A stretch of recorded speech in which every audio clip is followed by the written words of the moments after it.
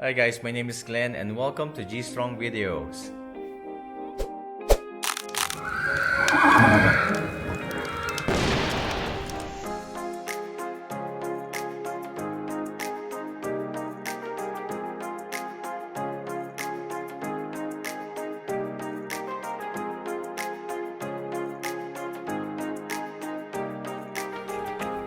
Okay guys, so for today, we're going to show you a video about our new Samsung refrigerator. We just purchased it today, so I want you to watch this video and see how it goes.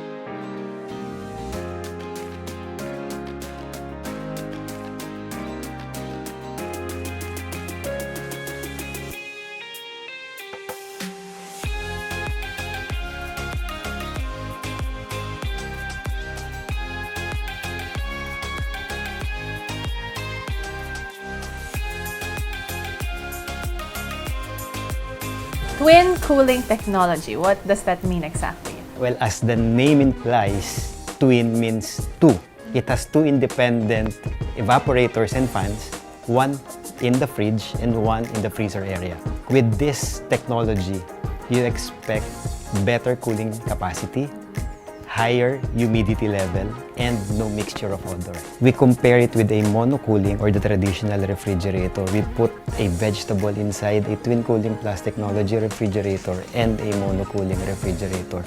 We noticed that after 3 days or 72 hours, the vegetable inside the monocooling refrigerator starts to dry up, or the moisture level starts to loosen up. And then versus the twin cooling plus technology, we notice that it only starts losing its moisture level after 240 hours or 10 days. So that's an additional 7 days compared to a traditional refrigerator. Allow yourself to save time and resources and still be able to enjoy. Make your home a Samsung home. So thank you guys for watching this video. I hope you enjoyed it. So for those who haven't subscribed to my channel, please do click on the subscribe button, and then for those who want to get notification, click on the bell. Okay, you stay safe, get vaccinated. Bye.